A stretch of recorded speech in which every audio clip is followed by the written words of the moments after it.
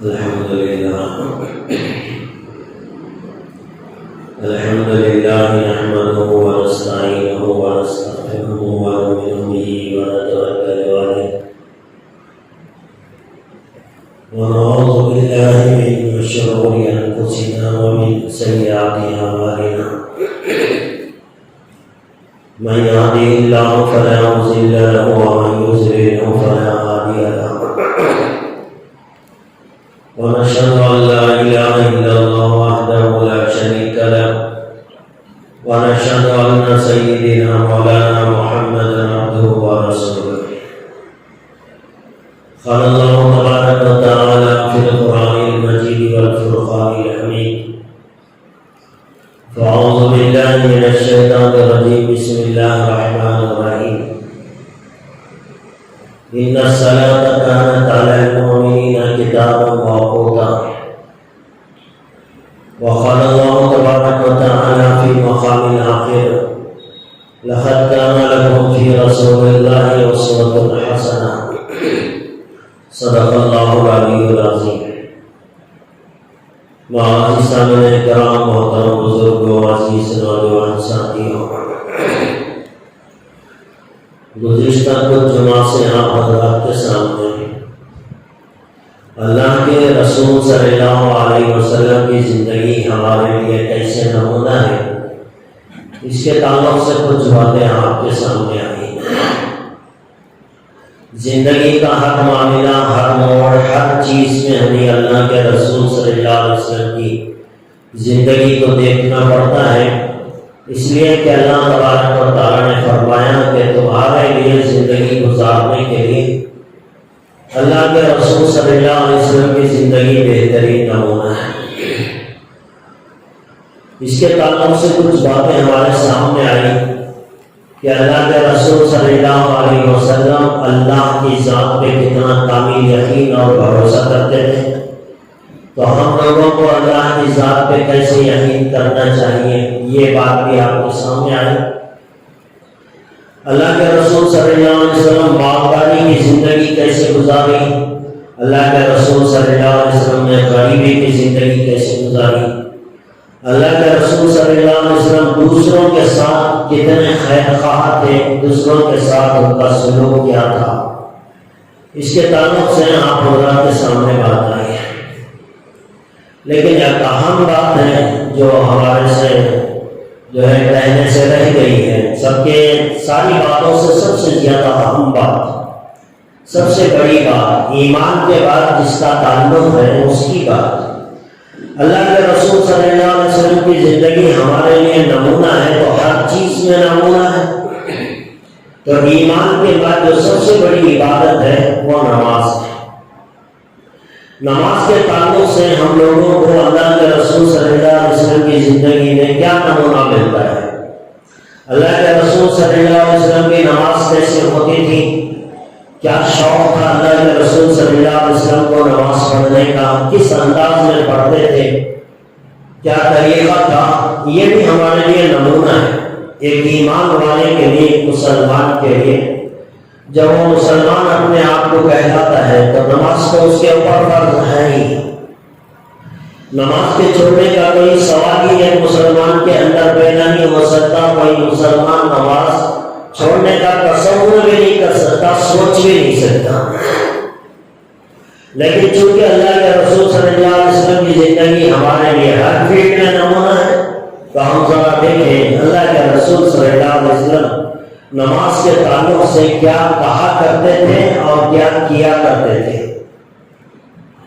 آپ نے بارہا سنا ہے. فرض نمازیں تو خیر اس کے تعلق سے ہم آخر میں بات کریں گے کہ فرض نمازوں کے تعلق سے ہمارا رویہ کیا ہے اور اسلام کا نظریہ کیا ہے، یہ میں سب سے آخر میں آپ حضرات کے سامنے بات کروں گا. لیکن پہلے اتنا دیکھ لیں گے کہ اللہ کے رسول صلی اللہ علیہ وسلم نماز کے تعلق سے کتنے شوقین تھے. ہر آدمی کا ایک شوق ہوتا ہے، ہر انسان کی پسند الگ الگ ہوتی ہے، ہر فیلڈ میں انسان الگ الگ فیلڈ میں الگ الگ انسان شوقین ہوتے ہیں. اللہ کے رسول صلی اللہ علیہ وسلم ایمان کے بعد اگر کسی چیز کا شوق اللہ کے رسول صلی اللہ علیہ وسلم کو تھا تو وہ نماز کا شوق تھا۔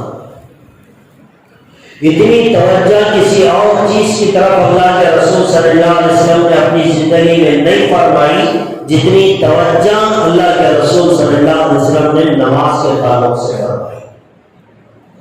حضرت عائشہ صدیقہ رضی اللہ تعالیٰ عنہ کے پاس ایک صاحب آتے ہیں، پوچھتے ہیں اللہ کے رسول صلی اللہ علیہ وسلم کی کوئی عجیب بات بتائیں۔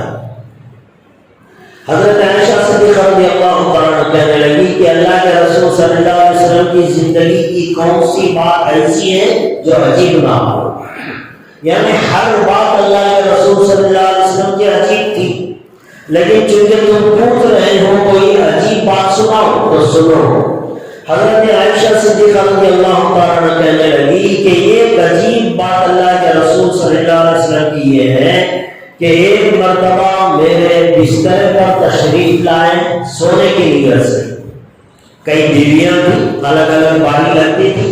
جب حضرت عائشہ صدیقہ رضی اللہ تعالیٰ عنہ کی باری تھی تو وہ فرماتی ہے کہ اللہ کے رسول میرے باری پر میرے پاس آئے میرے بستر پر سونے کے لیے، تھوڑی دیر لیٹے، پھر مجھ سے کہنے لگے آئے عائشہ چھوڑ میں ذرا اپنے رب کی عبادت کر لوں، اور پھر میری جگہ سے اٹھے، لحاف چھوڑا، رکعت باندھی، نماز کے لیے کھڑے ہو گئے۔ قیام اتنا لمبا تھا، اتنا لمبا قیام تھا کہ اس قیام کے اندر اللہ کے رسول صلی اللہ علیہ وسلم ہاتھ باندھ کر اپنے پروردگار کے سامنے نماز کی حالت میں کھڑے ہو گئے، اتنا رو رہے ہیں، اتنا رو رہے ہیں۔ حضرت عائشہ صدیقہ رضی اللہ عنہ فرماتی ہے ایک لمبا قیام فرمایا، روتے رہے، اتنا رویا کہ سینہ سے رونے کی آواز آنے لگی، سینہ مبارک آنسوؤں سے تر ہو گیا۔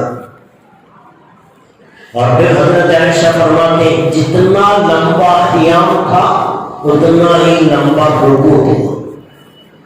عام طور سے قیام زیادہ لمبا ہوتا ہے، رکوع چھوٹا ہوتا ہے، لیکن حضرت عائشہ رضی اللہ تعالیٰ فرما رہی ہے عجیب بات، اللہ کے رسول صلی اللہ علیہ وسلم کی عجیب بات، جتنا لمبا قیام تھا اتنا ہی لمبا رکوع تھا۔ جتنی دیر تک قیام میں اللہ کے رسول روتے رہے، رکوع میں بھی ایسے ہی روتے رہے۔ پھر جتنی دیر قیام اور رکوع تھا، سجدہ بھی اتنا ہی لمبا تھا۔ اور اس طرح اللہ کے رسول صلی اللہ علیہ وسلم عشاء کے بعد آئے تھے میرے بستر پر لیٹنے کے لیے، اور مجھ سے کہا تھا کہ چھوڑ میں تھوڑی دیر اپنے رب کی عبادت کروں، یہ کہہ کر رکعت باندھی تھی، نماز پوری ہوئی، پھر دوبارہ نماز باندھی۔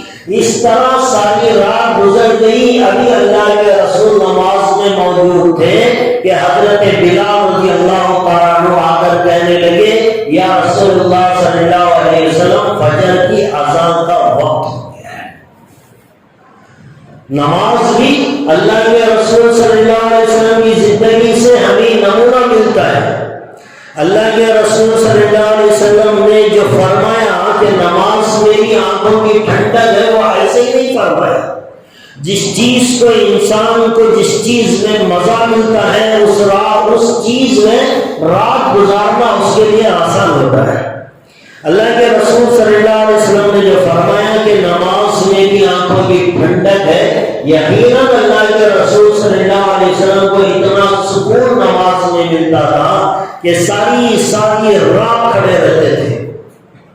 اور یہی حضرت عائشہ صدیقہ رضی اللہ عنہ فرماتی ہے راتوں کا قیام، راتوں کی نمازیں اس طرح اللہ کے رسول پڑھتے تھے کہ ان کے راتوں کی نماز کی وجہ سے ان کے پاؤں پر ورم آ گیا تھا، پاؤں ٹوٹ گئے تھے۔ آدمی زیادہ دیر کھڑا رہے انسان کا پیر ٹوٹ جاتا ہے، ورم آ جاتا ہے۔ حضرت عائشہ فرماتی اتنا کھڑا رہتے تھے نماز میں کہ پاؤں ٹوٹ جاتے تھے، پاؤں پر ورم آ جاتا تھا۔ حضرت عائشہ صدیقہ رضی اللہ عنہا پوچھتی تھی اے اللہ کے رسول صلی اللہ علیہ وسلم آپ تو بخشائے ہیں، اللہ نے تو آپ کے کوئی گناہ تو ہے نہیں، اگر بھی فرض اگر کوئی گناہ ہے بھی تو اللہ نے آپ کو معاف کر دیا ہے۔ پھر اتنی لمبی نمازیں، قیام میں رو رہے ہیں،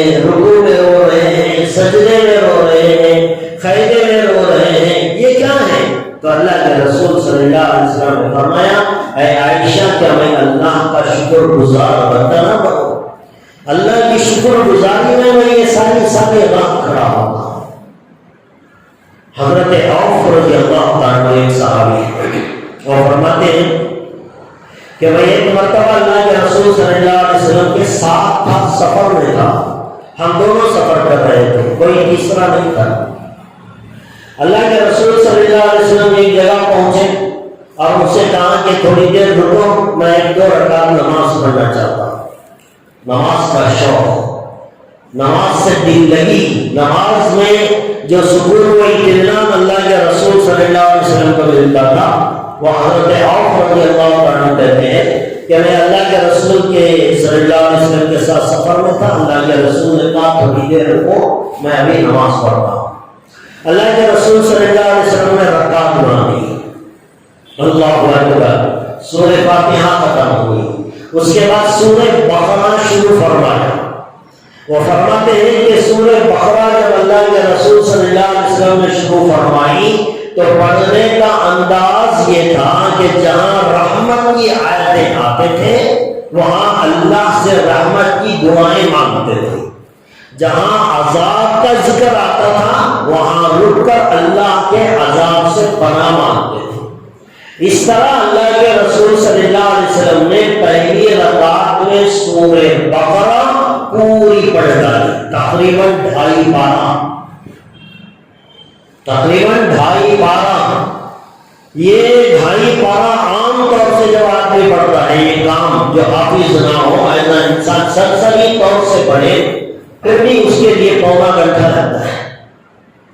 اور یہ صحابی فرماتے ہیں کہ جہاں رحمت کی آیت آئی وہاں رحمت کی دعائیں مانگی، جہاں عذاب کی آیتیں آئی وہاں عذاب سے پناہ مانگی۔ اس طرح ایک رکعت میں اللہ کے رسول صلی اللہ علیہ وسلم نے سورہ بقرہ پڑھی، دوسری رکعت کے لیے کھڑے ہوئے سورہ آل عمران پڑھی، تیسری رکعت کے لیے کھڑے ہوئے سورہ نساء پڑھی، چوتھی رکعت کے لیے کھڑے ہوئے سورہ مائدہ پڑھی۔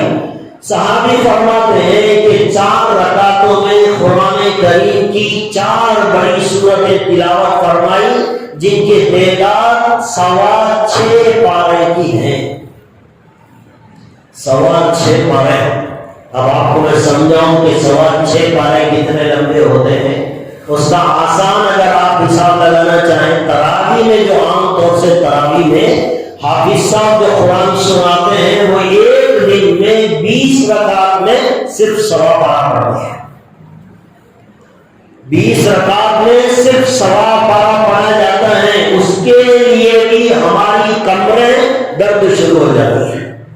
اور وہاں اللہ کے رسول صلی اللہ علیہ وسلم 4 رکعت میں 6.25 پاروں کی تلاوت فرمائی اور پورے اطمینان کے ساتھ۔ آج کے حافظ جیسے پڑھتے ہیں سر ایسے نہیں، پوری تجوید اور ترتیب کے ساتھ۔ ایک اور صحابی حضرت حذیفہ رضی اللہ تعالیٰ فرماتے ہیں کہ میں ایک مرتبہ اللہ کے رسول صلی اللہ علیہ وسلم کو دیکھا کہ اور رکعت مان کر مسجد میں کھڑے ہو گئے نماز کے لیے، ان کو یہ خیال آیا کہ بھائی چلو اللہ کے رسول صلی اللہ علیہ وسلم کی اقتداء میں ان کی امامت میں بھی نماز پڑھ لوں، اور وہ کہتے ہیں کہ میں آ کر کھڑا ہو گیا اللہ کے رسول صلی اللہ علیہ وسلم کے پیچھے۔ اللہ کے رسول صلی اللہ علیہ وسلم نے نماز شروع کی، ایک رکعت میں سورہ بقرہ ختم ہو گئی، سورہ آل عمران ختم ہو گئی، پھر اس کے بعد تیسری سورت شروع فرمائی، اتنا لمبا قیام تھا۔ وہ صحابی کہتے ہیں کہ میری طاقت نہیں تھی کہ میں اللہ کے رسول صلی اللہ علیہ وسلم کی اقتداء میں نماز پڑھوں، میں نماز چھوڑ کر واپس چلا گیا۔ یہ ہے میرے اور آپ کے نبی حضرت محمد رسول اللہ صلی اللہ علیہ وسلم کی نماز۔ یہ جو نمازیں ہیں یہ نفل نمازیں ہیں، اور جب نفل نمازوں کا یہ حال رہا ہے تو پھر آپ اندازہ کریں فرض نمازوں کے تعلق سے اللہ کے رسول صلی اللہ علیہ وسلم کی جو کیفیت رہی ہوگی وہ کیا رہی ہوگی۔ نفل کے بارے میں تو کوئی سوال نہیں ہے، جو سوالات ہوں گے قیامت کے دن وہ تو فرض نمازوں کے بارے میں۔ اللہ کے رسول صلی اللہ علیہ وسلم کا آخری وقت ہے بیماری نے بہت طویل پکڑا ہے، بخار تیز آ گیا ہے، کبھی ہوش آ رہی ہے کبھی جا رہی ہے۔ جب بھی ہوش آتا تھا اللہ کے رسول صلی اللہ علیہ وسلم پوچھتے تھے نماز ہو گئی؟ نماز کا وقت تھا، پوچھتے تھے کیا نماز ہو گئی؟ حضرت بلال سے کہو اذان دے، اور حضرت ابو بکر سے کہو کہ وہ نماز پڑھائے۔ بے ہوشی کا عالم ہے، جب ہوش آتی ہے تو سب سے پہلا سوال نماز کا ہوتا ہے کہ نماز ہوئی نہیں ہوئی، اذان کی فکر ہو رہی ہے اذان ہوئی نہیں ہوئی۔ اور حضرت عائشہ سے فرماتے ہیں آپ اپنے والد سے کہو کہ وہ نماز پڑھائے۔ اور اللہ کے رسول صلی اللہ علیہ وسلم کی حالت یہ تھی کہ جب اللہ کے رسول کو صلی اللہ علیہ وسلم بیماری نے بہت ستایا، لمبی بیماری ہو گئی، بخار تیز جلانے لگا اور اتنے کمزور پڑ گئے کہ اپنے پیروں پہ کھڑا ہونا مشکل ہو رہا ہے، اپنے پیروں پہ کھڑا ہونا مشکل ہو رہا ہے۔ ایسی حالت میں بھی اللہ کے رسول صلی اللہ علیہ وسلم نے صحابہ سے کہا مجھے سہارا دو آدمیوں کا سہارا لیا اور جماعت میں مسجد میں گئے، جماعت کے ساتھ فرض نماز ادا کی اور یہ بتایا کہ دیکھو میرا نماز سے اتنا گہرا تعلق ہے، راتیں میری نماز میں گزرتی ہیں، دن میرا نماز میں گزرتا ہے، اور عین بیماری کی حالت میں مجھے فکر ہے تو نماز کی فکر ہے۔ اور یہاں تک کہ صحابہ فرماتے ہیں جب آخری وقت آپ پہنچا، اب کوئی نماز کا ٹائم نہیں ہے، فجر کی نماز ہو گئی، ظہر کی نماز سے پہلے اللہ کے رسول صلی اللہ علیہ وسلم کا انتقال ہوا، وفات ہوئی، دنیا سے پردہ فرما گئے۔ اب جب وفات کا عین وقت آیا ہے دنیا سے جانے کا، جبکہ کوئی نماز کا وقت نہیں ہے، جو موجود تھے صحابہ انہوں نے کان لگا کر سنا کہ میرے نبی آخری وقت میں کیا بات کا حکم دے رہے ہیں۔ اللہ کے رسول صلی اللہ علیہ وسلم کے آخری وقت کے اندر بھی یہی الفاظ تھے، الصلاۃ الصلاۃ الصلاۃ وما ملکت ایمانکم، نماز نماز نماز کو قائم کرو اور اپنے غلاموں کے ساتھ اچھا سلوک کرو۔ عین دنیا سے جانے کے وقت بھی اللہ کے رسول صلی اللہ علیہ وسلم کو نماز کی فکر تھی، اپنی امت کو یہ سبق دیا کہ کچھ بھی ہو جائے زندگی میں، حالات کچھ سے کچھ بگڑ جائے، کچھ بھی ہو جائے، لیکن نماز سے چھٹکارے کا کوئی سوال پیدا نہیں ہوتا۔ نماز چھوڑنے کا یا نماز کے معاف ہونے کا کوئی سوال اسلام نے نہیں رکھا ہے۔ کسی بھی حالت میں رہو، کسی بھی حال میں رہو، جس جگہ بھی آپ رہیں، نماز کا وقت ہو گیا تو نماز پڑھنی ضروری ہے۔ آج انسان بہت سارے بہانے بناتا ہے کہ نماز چھوڑنے کے لیے، لیکن اس سے بڑا موقع نماز چھوڑنے کا میرے خیال سے تو نہیں ہو سکتا تھا، لیکن اللہ نے ایسے موقع پر بھی نماز کو چھوڑنے کا حکم نہیں دیا۔ کیسا موقع جہاں ایک انسان سوچ سکتا ہے کہ اگر اللہ کو نماز معاف کرنا ہوتا، اگر اللہ کو کسی کے لیے نماز معاف کرنا ہوتا تو یہ ایک موقع تھا جہاں اللہ اپنے بندوں سے کہتے کہ تم اس پوزیشن میں ہو، اس سچویشن میں ہو، چلو میں تمہیں چھوٹ دیتا ہوں، تم نماز چھوڑ سکتے ہو، چھوڑ تو نہیں، کم از کم چلو گے نماز قضا کر سکتے ہو، بعد میں پڑھ لینا۔ ایسا موقع ایک تھا جہاں اللہ دے سکتے تھے، وہ کون سا موقع ہے؟ جنگ کا موقع، جہاد چل رہا ہے، کافروں سے لڑائی چل رہی ہے، تھوڑی سی بے توجہی ہوگی کافر غالب آ جائے گا۔ ایسے وقت کے اوپر اگر آدمی نماز بھی پڑھے گا تو خوف میں پڑھے گا، سکون نہیں رہے گا، نماز میں بے اطمینانی رہے گی، جلدی جلدی پڑھے گا۔ ہونا تو یہ چاہیے تھا کہ اگر اس حالت میں تم میری نماز پڑھو گے تو سکون سے نہیں پڑھ سکتے، اس لیے چھوڑو، پہلے جنگ ختم کرو، بعد میں سکون اطمینان سے نماز پڑھ لینا۔ ہماری تو عقل یہی کہتی ہے کہ اللہ کو ایسا حکم دینا چاہیے تھا، اس لیے کہ جنگ سے زیادہ خطرناک موقع انسان کے لیے کبھی نہیں آ سکتا۔ عین جنگ کا میدان ہے، جنگ کی حالت ہے، تلواریں چل رہی ہیں اور نیزے چل رہے ہیں، انسانوں کی لاشیں زمین پر گر رہی ہے، لیکن نماز کا وقت آ گیا۔ قرآن کریم میں اللہ تبارک و تعالیٰ نے فرمایا ان الصلاۃ کانت علی المؤمنین کتابا موقوتا۔ اللہ فرما رہا ہے کہ ہم نے صرف نماز فرض نہیں فرمائی بلکہ نماز اپنے وقت پر فرض فرمائی۔ اگر چھوڑ سکتے نماز تو عین جہاد کے جنگ کے درمیان میں چھوڑا جا سکتا تھا۔ اب اللہ کہہ رہا ہے جہاد چلتا رہے گا، نماز بھی چلتی رہے گی۔ دو جماعتیں بناؤ، ایک کافروں سے مقابلہ کرے گی، دوسری جماعت بنا کر نماز پڑھے گی، پھر یہ جا کر کافروں سے مقابلہ کرے گی، پھر وہ آ کر جماعت سے نماز پڑھے گی۔ نماز چھوڑنے یا وقت ٹالنے کی کوئی گنجائش اللہ نے نہیں رکھی، کوئی گنجائش اللہ نے نہیں رکھی۔ تو نماز جو اللہ نے فرض فرمائی ہے وہ عین وقت کے ساتھ فرض فرمائی ہے۔ اب آپ اندازہ لگا لیں کہ بھائی اللہ کی نگاہ میں اس نماز کی اہمیت کیا ہے۔ آخر اللہ تبارک و تعالیٰ نے اس نماز کو اتنا درجہ کیوں دیا؟ یہ اس لیے دیا ہے کہ اللہ کے رسول صلی اللہ علیہ وسلم نے فرمایا الصلاۃ معراج المومنین، مومنوں کے لیے معراج یہ ہے کہ وہ نماز میں کھڑے ہو جاتے ہیں۔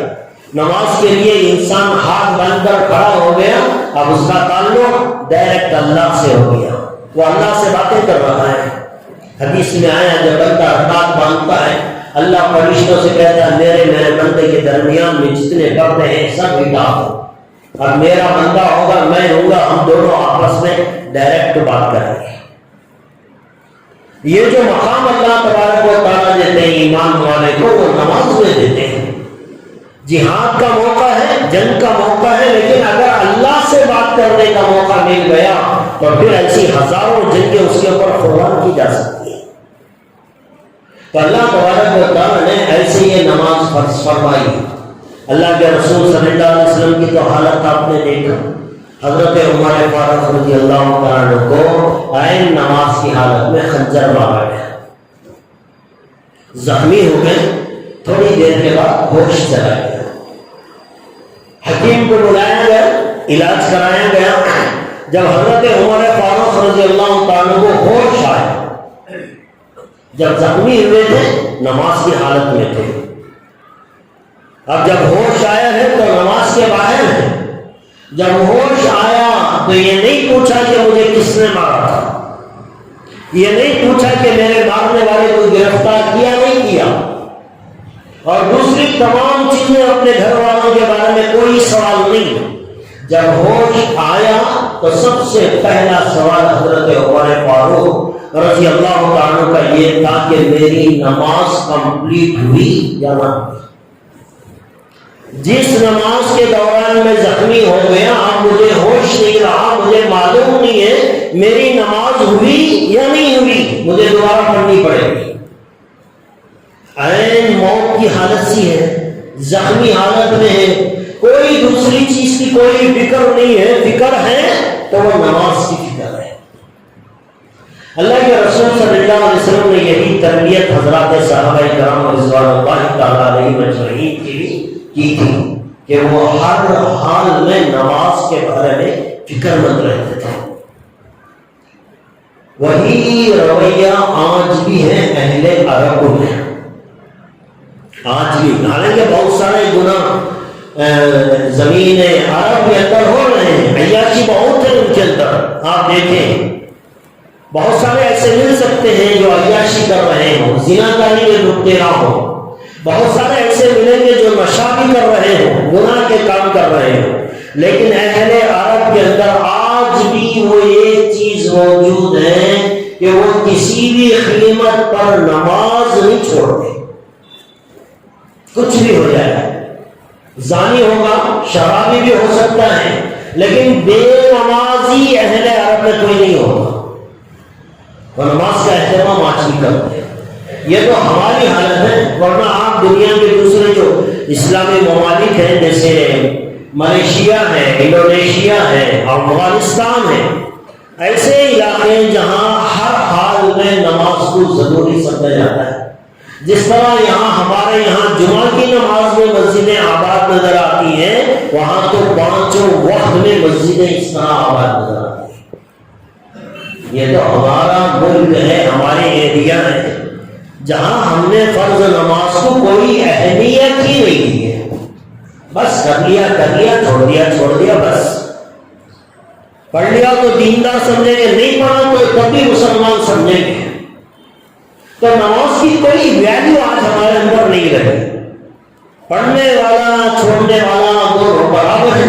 جمعہ الگ الگ کیٹیگری ہے، کوئی 5 وقت کی نماز پڑھتا ہے، کوئی جماعت چھوڑ کے نماز پڑھتا ہے، کوئی جمعہ کی نماز پڑھ لیتا ہے، کوئی جمعہ کا بھی اہتمام نہیں کرتا، کبھی عید کے دن نماز پڑھ لیا، کبھی شب قدر شب برات کو مسجد میں آ گئے. یہ ہماری الگ الگ کیٹیگریز بن گئی ہیں. ورنہ اللہ تبارک و تعالیٰ نے جس طریقے سے نماز ہمارے اوپر فرض فرمائی ہے، اس میں سے آج ہم 99% مسلمان غفلت کا شکار ہے نماز کے تعلق سے. اور یہ بات اچھی طرح ذہن میں ہم بٹھا لیں کہ نماز چھوڑ کر کوئی بھی مسلمان دنیا اور آخرت میں کامیابی کا تصور بھی نہیں کر سکتا. اس لیے کہ اللہ نے دنیا اور آخرت کی تمام کامیابیوں کا دار و مدار نماز پہ رکھا ہے. نماز چھوڑ کے میں کامیاب ہو نہیں سکتا.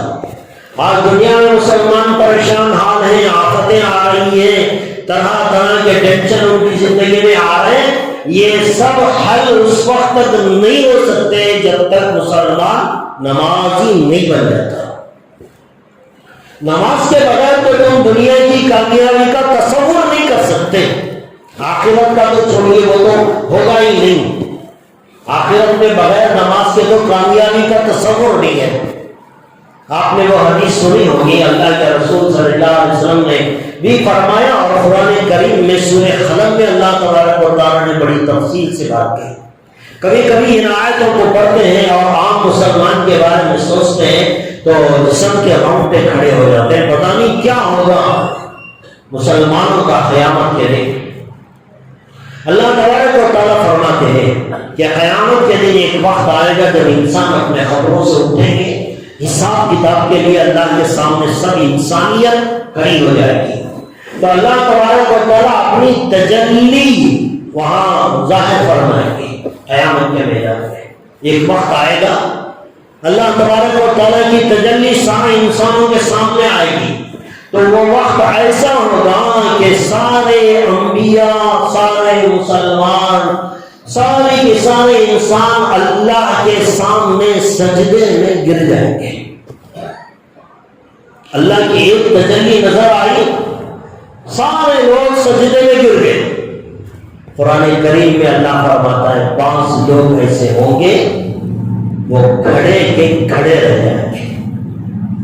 اب آپ دیکھیں ایک بڑا آدمی آیا، سارے لوگ محفل میں کھڑے ہو گئے، لیکن آپ کو کھڑا نہیں ہو رہا ہے، کھڑا ہونا مشکل ہو رہا ہے. اب آپ بازو دیکھ رہے ہیں، کھڑا ہو گیا، سامنے والا کھڑا ہو گیا، پیچھے والا کھڑا ہو گیا، آپ نہیں کھڑے ہوئے تو یقیناً آپ کو شرمندگی ہوگی کہ بھائی سب کھڑے ہو گئے، میں نہیں اٹھ پا رہا. ایک موقع ایسا ہوگا قیامت کے دن اللہ کے سامنے سارے انسان جھک جائیں گے، سجدے میں گر جائیں گے، اور ایک انسان مسلمان ہوگا، وہ دیکھے گا ارے بھائی یہ سارا مجموعہ سجدے میں چلا گیا. ادھر دیکھا یہ بھی سجدے میں، ادھر دیکھا وہ بھی، پیچھے پلٹ کر دیکھا سارے سجدے میں، لیکن یہ ہے کہ کھڑا کا کھڑا رہ گیا. کتنی شرمندگی ہوگی. اللہ تبارک و تعالیٰ قرآن کریم کے اندر ارشاد فرماتے ہیں خاشعۃ ابصارہم ترہقہم ذلہ. اتنی ذلت ہوگی انسان کو، اتنی شرمندگی اور اتنی ذلت ہوگی کہ سامنے اللہ سارے لوگ سجدے میں، ایک اکیلا یہ کھڑا ہو گیا. اب آپ پوچھیں گے کمبر سے تو جھکنا ہے، کیوں نہیں جھکیں گے؟ میں بائی فورس جھک جاؤں گا. یہ جو جھکنے کا آپشن اللہ نے دنیا میں رکھا ہے وہ تو اللہ نے بنایا ہے نا. جب اللہ چاہے گا اسے تختہ بنا دے گا. آپ چاہیں گے بھی تو نہیں جھک صرف کمر کی ایک رگ بلاک ہو جاتی ہے دنیا میں، انسان رکو نہیں کر سکتا. صرف ایک رگ پرس ہو گئی، ہڈ نے اس کی جگہ لے لی، رگ کو پرس کر دیا، اب جھکے جھکنے کی کوشش کرتا، جھک نہیں سکتا انسان. تو دنیا میں بھی اللہ دکھا رہا ہے کہ جب میں چاہوں گا تمہاری صرف ایک رگ کو بلاک کر دو تو دنیا میں تم جھک نہیں سکتے. اگر تم میری آواز پہ مسجد میں نہیں آؤ گے، میرے سامنے نہیں جھکو گے، تو قیامت میں وہ وقت آئے گا کہ تمہارے سارے مسلمان اللہ کے سامنے جھک جائیں گے، لیکن ایک اکیلے تم شرمندہ ہو کر اللہ کے سامنے کھڑے رہ جاؤ گے کہ تمہارے سے سجدہ نہیں ہو پائے گا. یہ ذلت اس وقت دیکھنے کے لائق ہوگی. ایسی شرمندگی اور ایسی ذلت سے اگر بچنا ہے تو اللہ تبارک و تعالیٰ کہتے ہیں کہ بھئی دنیا میں میرے سامنے جھکو، جب بھی میں بلاؤں میرے دربار میں آ جاؤ، نماز کے لیے، سجدے کے لیے میرے سامنے جھکو گے. کل قیامت کے دن اللہ کی تجلی دیکھنے کے بعد بھی سجدہ کرنا تمہارے لیے آسان ہوگا. نماز کی اہمیت کو بتانے کے لیے ایک اور بات بھی میں آپ کے سامنے بتاؤں. کتنا عجیب طریقے سے اللہ تبارک و تعالیٰ ہم لوگوں کو سمجھا رہا ہے. یہ بات کتنے عجیب طریقے سے اللہ ہم لوگوں کو یہ بات سمجھانے کی کوشش کر رہا ہے کہ دیکھو بھائی نماز تمہارے لیے کتنی اہمیت رکھتی ہے. بچہ پیدا ہوتا ہے، بچہ ابھی پیدا ہوا ہے، اب پیدا ہوتے ہی دو کام ہوتے ہیں بچے سے. ایک اذان دی جاتی ہے، دوسرا گھٹی ڈالی جاتی ہے، کچھ کھلایا جاتا ہے، پلایا جاتا ہے، شہد کھجور یا دودھ چٹایا جاتا ہے. یہ دو کام ہوتے ہیں بچے کے پیدا ہونے کے بعد. ان دو کاموں میں بھی سب سے پہلا کام جو ہوتا ہے وہ بچے کے پیدا ہوتے ہی اس کے کان میں اذان دی جاتی ہے. کچھ سمجھ میں نہیں آتا بچے کو، وہ تو اسے یہ بھی نہیں معلوم کہ ماں کون ہے، باپ کون ہے میرا، میں کہاں آ گیا ہوں. ارے اس کی تو عقل ٹھکانے پر نہیں ہے، ابھی ابھی پیدا ہوا ہے. پیدا ہوتے ہی اس کے منہ میں کھجور چٹانے سے پہلے اس کے کان میں یہ آواز ڈالی جاتی ہے، حی علی الصلاۃ، نماز کی طرف آتے رہنا. حی علی الفلاح، تیری پوری کامیابی اللہ تبارک و تعالیٰ نے اسی نماز کے اندر رکھی ہے. نماز چھوڑے گا کامیابی کا کوئی تصور نہیں. پیدا ہوتے ہی سب سے پہلا سبق جو اللہ اپنے بندوں کو دے رہا ہے وہ کہہ رہا ہے کہ بھئی تمہیں نماز پڑھنی ہے، اس کے بغیر تمہاری کامیابی نہیں. اب یہ تو پیدا ہو گیا، پیدا ہوتے ہی اس کے کان میں اذان دی گئی، اب وہ آواز سن لیا. اب اس کے بعد بچہ بڑا ہوتا ہے تو پھر اس کے بعد دن میں 5 مرتبہ اس کے کانوں سے اذان ٹکرا دی ہے. ایک بات یہ بھی تو ہو سکتی ہے نا، ظہر کی نماز کا ٹائم کتنا ہے؟ 1:30 بجے ہے. 1 بجے اذان ہوتی ہے، 1:30 بجے جماعت کھڑی ہوتی ہے، سارے لوگ جانتے ہیں 1 بجے اذان ہے، 1:30 بجے جماعت ہے. اب آپ کہیں مؤذن صاحب سے، مؤذن صاحب یہ روز روز پکارنے کی کیا ضرورت ہے؟ سب کو معلوم 1 بجے اذان ہوتی ہے، 1:30 بجے جماعت ہوتی ہے. اذان روک دو، 1:30 بجے آ جائیں گے لوگ. کب سے پڑھ رہے ہیں 1:30 بجے کی جماعت؟ سب کو معلوم ہے، پورے محلے والوں کو معلوم ہے 1:30 بجے جماعت کرتی ہے. اذان دینے کی کیا ضرورت ہے؟ کبھی آپ کے ذہن میں یہ بات آئی نہیں ہے؟ سوال کیوں نہیں پیدا ہوگا جب سارے دنیا، سارے محلے کے لوگ جانتے ہیں ظہر کی نماز کا ٹائم 1:30 بجے ہے، عصر کی نماز کا ٹائم یہ ہے، فجر کی نماز کا ٹائم یہ ہے، تو پھر روزانہ یاد دلانے کی ضرورت کیا ہے؟ اللہ کیوں کہتے ہیں مؤذن صاحب سے کہ بھئی نماز سے آدھا گھنٹہ پہلے لوگوں کو بتاؤ حی علی الصلاۃ، نماز کی طرف آؤ، حی علی الفلاح، تمہاری کامیابی یہاں ہے. دن میں 5 مرتبہ اللہ تبارک و تعالیٰ اس نماز کی طرف اپنے بندوں کو پکارتے. اسی لیے علماء کرام نے کہا ہے کہ اذان ہو گئی وہ اللہ کی دعوت ہے، اللہ نے اپنے بندوں کو بلایا ہے نماز کے لیے آؤ. اسی لیے بعض فقہاء کرام نے کہا ہے کہ اذان ہو جانے کے بعد الگ سے جا کر کسی کو نماز کو بلانے کی اجازت نہیں. جب اللہ نے دے دی دعوت تو پھر تمہاری دعوت کی کیا ضرورت ہے؟ اللہ نے جو پکار لیا ہے، جب ان کی سن کر نہیں آ رہا تو چھوڑو نا، جب وقت آئے گا اللہ حساب لینے کا۔ اللہ نے دن میں 5 مرتبہ لوگوں کے کانوں سے یہ بات ٹکرائی کہ دیکھو نماز کمپلسری ہے، اس میں کوئی کمپرومائز نہیں ہے۔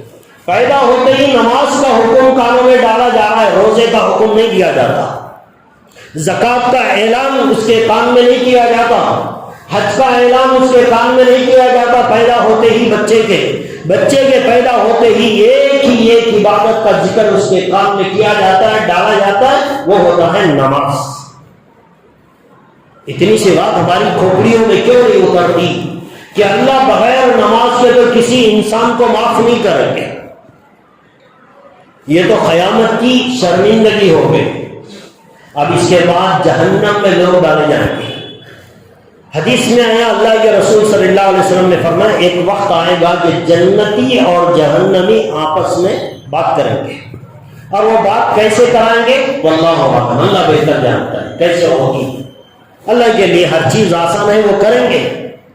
جنتی لوگ جب جہنم میں اپنے لوگوں کو دیکھیں گے، یہ میرا دوست، یہ میرا بڑا بھائی، یہ میرا پڑوسی، یہ میرا رشتہ دار، میں تو اسے جانتا تھا، یہ تو مسلمان تھا، اب یہ جنت میں آ گیا، وہ جہنم میں ہے۔ یہ جنتی لوگ جہنمیوں سے بات کریں گے، اور یہ جنتی لوگ ان سے پوچھیں گے کہ بھئی کیا بنا، آپ جہنم میں کیوں چلے گئے؟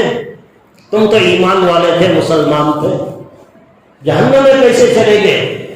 جہنمی لوگ جب وہاں کہیں گے ان جنتیوں سے بہت سارے الفاظ کہیں گے، لیکن سب سے پہلا جو لفظ جہنم کے لوگ کہیں گے جنتیوں سے وہ یہ کہ ہم نے جہنم میں اس لیے ٹھکانہ بنایا کہ ہم دنیا میں نماز نہیں پڑھتے تھے۔ 99% طبقہ مسلمانوں کا نماز سے غفلت کرتا ہے۔ گنے چنے لوگ، بوڑھے لوگ، کمزور لوگ مسجدوں میں نظر آتے ہیں۔ نماز سے تو اللہ نے کسی بھی حالت میں معاف نہیں کیا ہے۔ ارے نماز کو قضا کرنے کا بھی حکم اللہ نے نہیں دیا، کبھی مجبوری ہوگی تو الگ بات ہے، ورنہ نماز کو وقت پہ پڑھنا ضروری ہے۔ یہ ایسی چیز ہے۔ حضرت امام ابو حنیفہ رحمۃ اللہ علیہ کا مسلک تو خیر الگ ہے، وہ کہتے ہیں کہ بھئی ایمان اندر کی چیز ہے، اعمال کو دیکھ کر ہم کسی پر کفر کا فتویٰ نہیں لگا سکتے۔ عمل نہیں کر رہا ہے، روزہ چھوڑ رہا ہے، نماز چھوڑ رہا ہے، امام ابو حنیفہ رحمۃ اللہ علیہ کی تحقیق یہ ہے کہ ایمان والا ہے، ایک انسان میں 99 چیزیں غلط بھی ہوں، کفر کی ایک چیز ایمان کی ہے، تب بھی ہم اسے مسلمان سمجھیں گے۔ یہ امام ابو حنیفہ رحمۃ اللہ علیہ کا مسلک ہے۔ لیکن حضرت امام احمد بن حنبل رحمۃ اللہ علیہ یہ بھی ایک مجتہد ہے، ان کے فالوورز، ان کے ماننے والے اہل عرب میں زیادہ پائے جائے۔ اہل عرب تقریباً وہ امام محمد بن حنبل رحمۃ اللہ علیہ کے مسلک کو فالو کرتے ہیں۔ امام احمد بن حنبل رحمۃ اللہ علیہ کا مسلک یہ ہے کہ جو آدمی جان کر ایک وقت کی بھی نماز چھوڑ دے،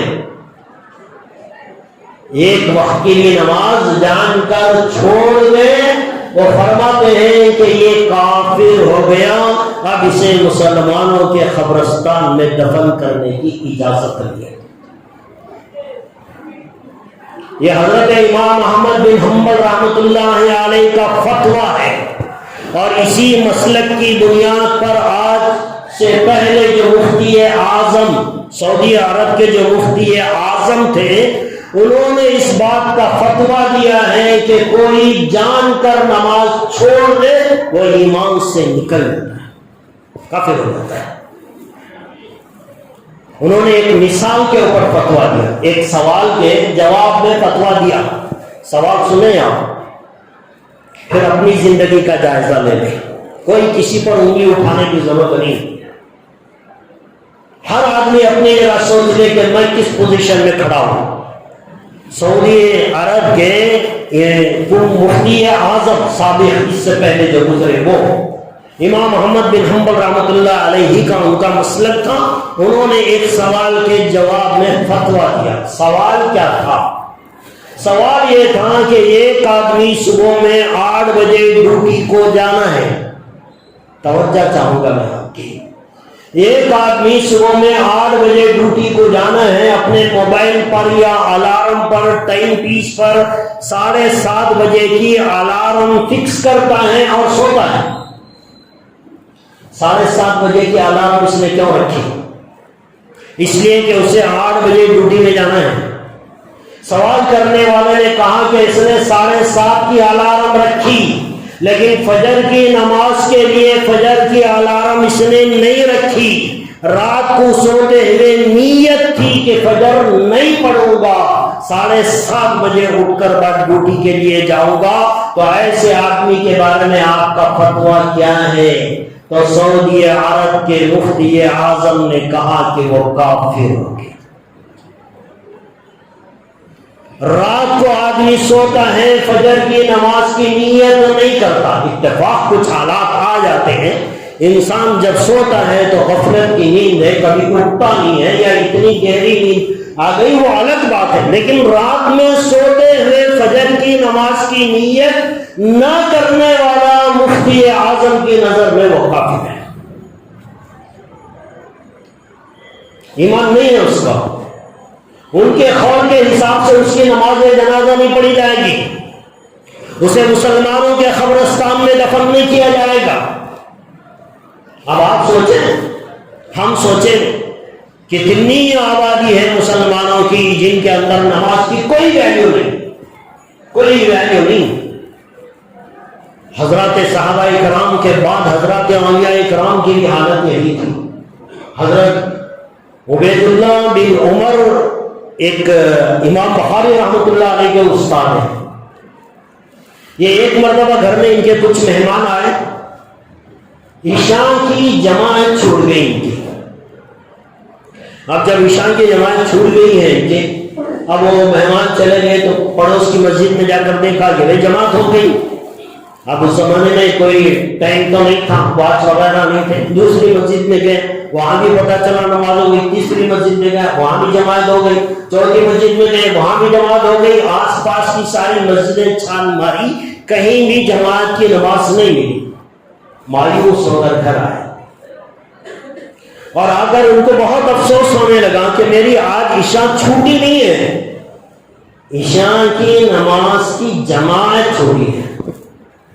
اب جب ان کو دل میں فیلنگ ہوئی کہ میرے سے کیا غلطی ہو گئی, تو ان کے ذہن میں یہ حدیث آ. اللہ کے رسول صلی اللہ علیہ وسلم نے فرمایا کہ بھئی اکیلے کی نماز, جماعت کی نماز اکیلے کی نماز سے 27 گنا زیادہ اجر رکھتی ہے. تو انہوں نے سوچا کہ بھئی یہی عشاء کی نماز کو 27 بار پڑھ لیتا تاکہ وہ اجر جو ہے وہ کمپلیٹ ہو جائے. عشاء کی فرض نماز 27 بار پڑھی, 27 times, 27 بار عشاء کی نماز پڑھ کے رات میں سوتے ہیں. خواب دیکھتے ہیں کہ گھوڑوں کی ایک لشکر ہے جو آگے بڑھ رہا ہے, یہ بھی گھوڑے پر سوار ہیں, یہ بھی چل رہے ہیں, لیکن ان کا گھوڑا پیچھے ہے, سارے لوگوں کے گھوڑے آگے چل رہے ہیں. کوشش کر رہے ہیں اپنے گھوڑے کو زور لگا رہے ہیں, لیکن وہ گھوڑا تیز نہیں بڑھ پا رہا ہے. تو ایک آدمی اس مجمع میں سے پلٹ کر ان کو آواز دے کر کہتا ہے کہ ابو عبیدہ تم ہمارے ساتھ نہیں مل سکتے, تم 1000 کوشش کر لو, تمہارا گھوڑا ہمارے ساتھ آ نہیں سکتا. انہوں نے کہا کیوں؟ تو اس نے کہا کہ تم نے عشاء کی نماز جماعت سے نہیں پڑھی ہے, تم ہمارے ساتھ لیول میں نہیں آ سکتے. بھلے سے تم نے عشاء کی نماز 27 ٹائم پڑھ لی ہو, لیکن جماعت کے ساتھ جو ثواب اللہ نے رکھا ہے وہ تم اکیلے 27 بار بھی پڑھ لو گے تب بھی تم ان کے ساتھ جا کر نہیں مل سکتے. یہاں تو جماعت کے چھوٹنے کی بات ہو رہی ہے. اب جو لوگ نماز ہی چھوڑ دیتے ہیں, جن کو کوئی پرواہ نہیں, اذان ہوتی ہے مسجد کے سامنے سے گزرتے ہیں, پڑوس میں رہتے ہیں, مسجد کے آس پاس کے گھروں میں رہتے ہیں, نماز کا کوئی اہتمام. لوگ آ رہے ہیں, دوسرے پڑھ رہے ہیں, یہ سمجھ رہا ہے ان کے اوپر فرض ہے, میرے اوپر تھوڑی فرض ہے. کوئی احساس نہیں, کوئی احساس نہیں. دل مردہ ہو چکا مسلمانوں کا کہ نماز کے تعلق سے اتنی غفلت آ گئی. سب کچھ کریں گے لیکن نماز کے لیے ان کے پاس ٹائم نہیں ہے. نماز چھوڑنے کے لیے لوگ بہانے تلاش کرتے ہیں.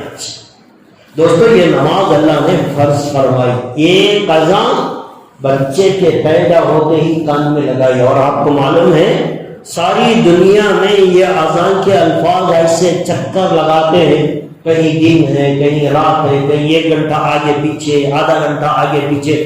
دنیا کا نظام جو چل رہا ہے، فرماتے ہیں کہ ساری دنیا میں ایک لمحہ بھی ایسا خالی نہیں گزرتا جس لمحے میں اللہ نے اپنے بندوں کو نماز کی طرف نہ بلایا. 24 گھنٹوں میں ایک لمحہ بھی ایسا نہیں گزرتا جس کے اندر اللہ ایک مؤذن کے ذریعے سے اپنے بندے کو نماز کی طرف نہ بلاتا. اب آپ اندازہ کریں کیا حالت ہوگی. انسان اگر زندگی میں نماز کا پابند رہے گا تو یہ نماز اس کے خبر کے مسئلے کو حل کرے گی. آج ہمیں معلوم نہیں نا نماز خبر میں کیا ہو رہا ہے، لے جا رہے ہیں، دفن کر رہے ہیں، مٹی ڈال رہے ہیں، آ رہے ہیں 3 دن کے بعد پھول کے ہار ڈال دیا میت کی خبر پہ، سمجھ گئے کہ یہ پھول کا ہار یہ غلاف اسے عذاب خبر سے بچا لے گا.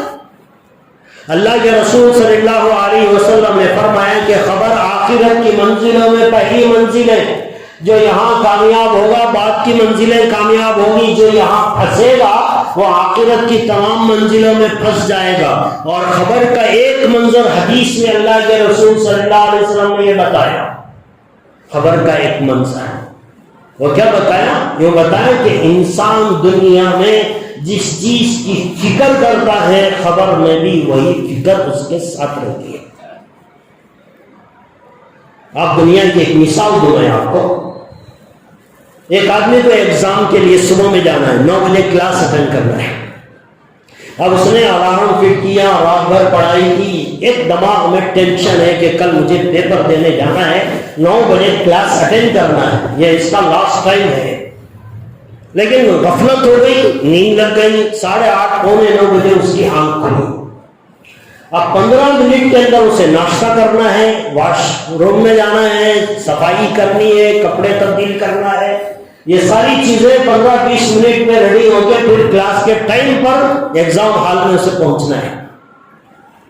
جب وہ اٹھے گا ٹائم دیکھے گا کہ 15 منٹ باقی ہے تو وہ ایک طرف اس کی ماں کہہ رہی ہے بیٹا روٹیاں ٹھنڈی ہو جائیں گی تھوڑی تو کھا لیں.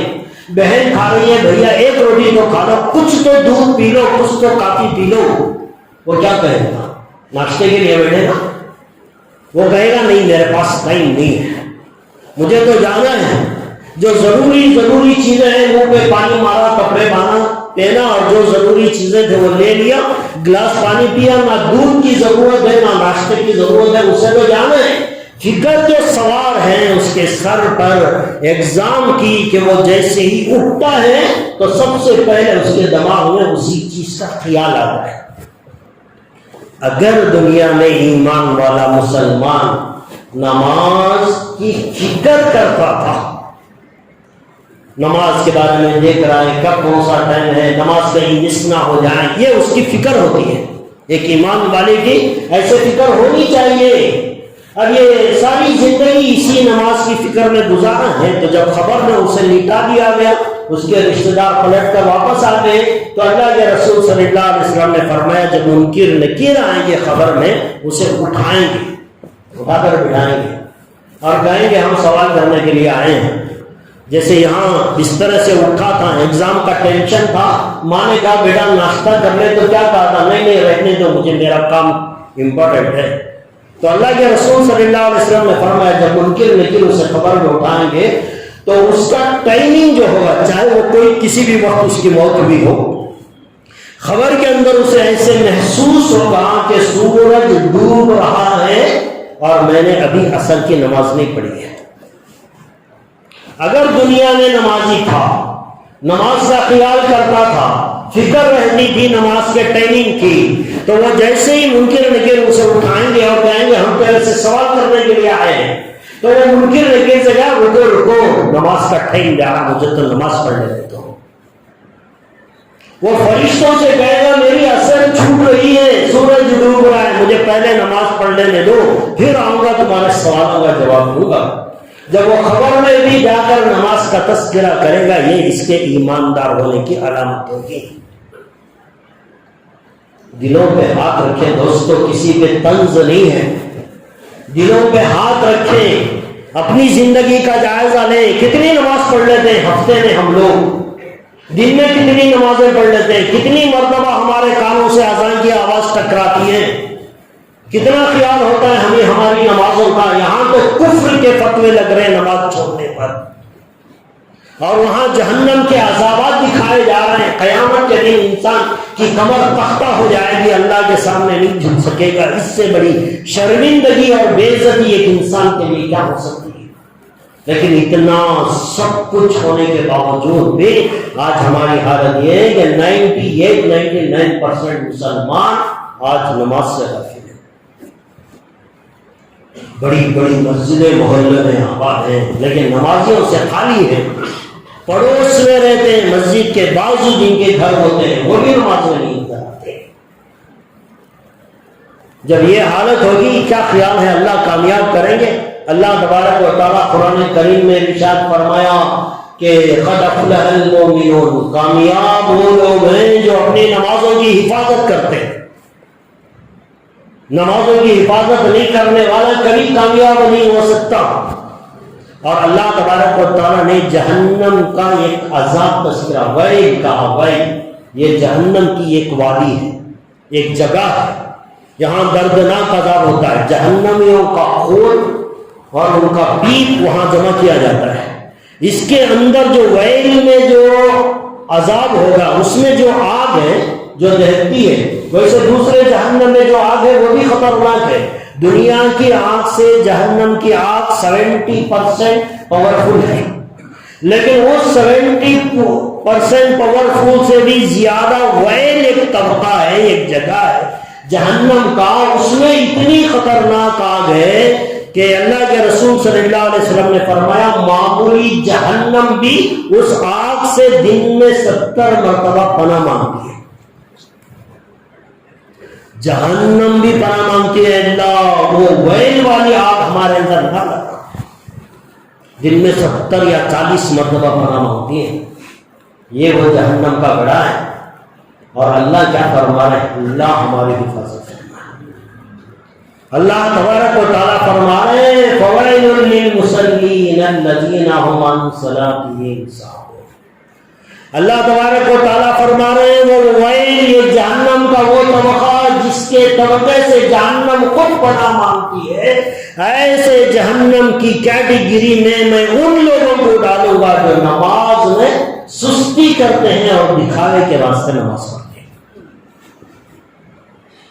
یہاں نماز چھوڑنے والے کی بات نہیں ہو رہی ہے، معاف کریں، نماز تو پڑھتا ہے لیکن سستی کرتا ہے، کاہلی سے پڑھتا ہے، لوگوں کو دکھانے کے لیے نماز پڑھتا ہے۔ نماز پڑھ رہا ہے، اب نماز ہی نہیں پڑھنے والا، اب ہم کیا کہیں؟ خود اندازہ لگا لیں کیا کیا حشر ہونے والا ہے۔ دوستو وہاں جانے کے بعد دوبارہ دنیا میں آنے کا آپشن نہیں ہے، یہی دنیا ہے، یہی بننا ہے، یہی اعمال سدھارنا ہے، وہاں جا کر کامیابی کی زندگی گزارنا ہے۔ لہذا بہت غفلت ہو گئی ہماری زندگی میں نمازوں سے۔ فکر کریں، پابندی کریں، فکر ہو نماز کے وقت کی، نماز کا اہتمام اپنی زندگی میں لائیں۔ یقیناً اللہ اس نماز کی برکت سے ہماری دنیا بھی اچھی بنائیں گے اور آخرت بھی اچھی بنائیں گے۔ اللہ تبارک و تعالیٰ سے دعا ہے اللہ مجھے بھی، آپ کو بھی، بلکہ ہر ایک مسلمان کو زندگی کی آخری سانسوں تک اہتمام کے ساتھ نماز کی پابندی کرنے کے اللہ ہم سب کو توفیق عطا فرمائے، ہم سب کا خاتمہ ایمان پر فرمائے، آمین۔ وآخر دعوانا